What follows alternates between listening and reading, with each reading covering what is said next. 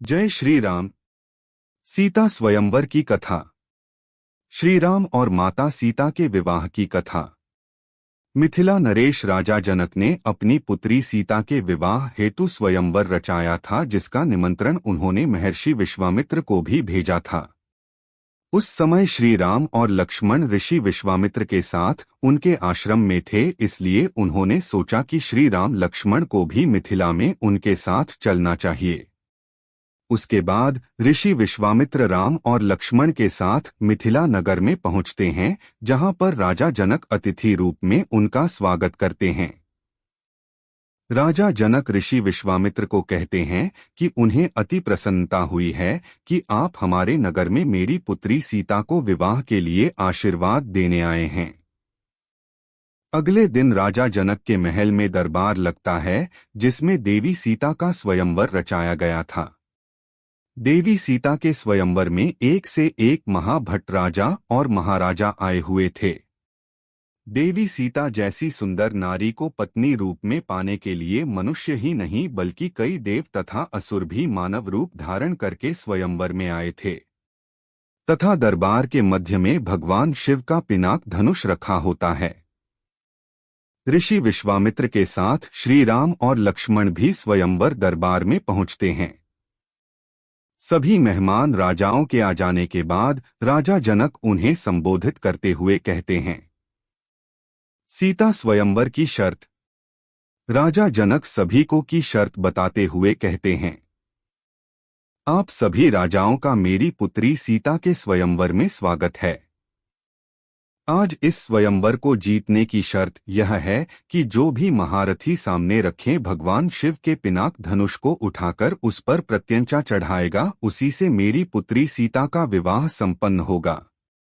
अतः आप सभी से अनुरोध है कि एक एक करके आए और भगवान शिव के इस धनुष को उठाकर और उस पर प्रत्यंचा चढ़ाकर अपने बलाबल तथा शक्ति का परिचय दें। राजा जनक की यह घोषणा सुनकर सभी राजा एक एक करके आते हैं और धनुष को उठाने का प्रयास करते हैं, लेकिन भगवान शिव के उस धनुष को उठाना या प्रत्यंचा चढ़ाना तो दूर, कोई भी राजा महाराजा उस धनुष को हिला तक नहीं पाया। बहुत समय बीत जाने के बाद भी जब कोई राजा उस धनुष को हिला नहीं पाया तो महाराजा जनक को क्रोध आ गया। उन्हें लगने लगा कि कोई भी इस शिव धनुष को उठा नहीं पाएगा और उनकी पुत्री सीता अविवाहित ही रह जाएंगी।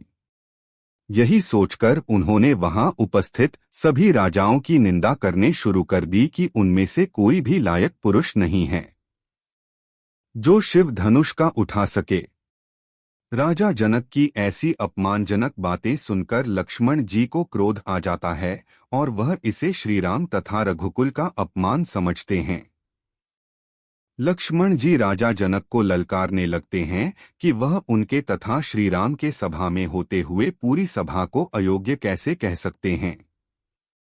तब ऋषि विश्वामित्र ने लक्ष्मण जी को शांत कराया और श्री राम को धनुष पर प्रत्यंचा चढ़ाने के लिए बोला।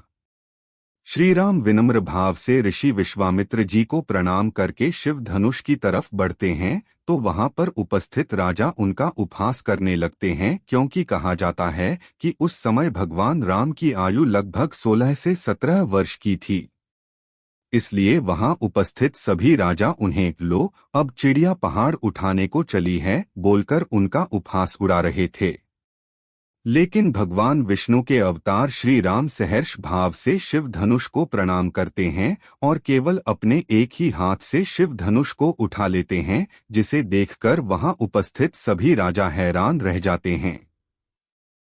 तभी श्री राम धनुष पर प्रत्यंचा चढ़ाकर उसकी डोरी को खींच देते हैं, जिससे वह शिव धनुष टूट जाता है और स्वयंवर की शर्त के अनुसार देवी सीता और श्री राम का विवाह हो जाता है। माता सीता श्री राम को वरमाला पहना देती हैं, श्री राम को अपने पति के रूप में स्वीकार करती है। यह देखकर राजा जनक तथा उनके परिवार जन की खुशी की कोई सीमा नहीं रहती। तब राजा जनक ऋषि विश्वामित्र को बधाई देते हुए उनका अभिनंदन करते हैं तथा श्री राम और देवी सीता के विवाह के आगे के कार्यक्रम के बारे में पूछते हैं। ऋषि विश्वामित्र राजा जनक को कहते हैं कि हे जनक, यह विवाह तो शिव धनुष के अधीन था। तुम धनुष टूटते ही है, विवाह तो हो चुका है, लेकिन फिर भी आपने कुल के रीति रिवाज के अनुसार ही आगे का कार्यक्रम बनाइए। ऋषि विश्वामित्र के कहने पर जनकपुरी से राजा दशरथ के पास संदेश भेजा जाता है तथा उसके बाद दोनों परिवारों के द्वारा विचार करके राजा दशरथ के चारों पुत्रों का विवाह राजा जनक की चारों पुत्रियों से निश्चित कर दिया जाता है, जिसमें श्री राम के साथ देवी सीता, भरत के साथ मांधवी, लक्ष्मण के साथ उर्मिला तथा शत्रुघ्न के साथ श्रुतिकीर्ति का शुभ विवाह संपन्न किया जाता है। अगले वीडियो के लिए सब्सक्राइब करें। धन्यवाद।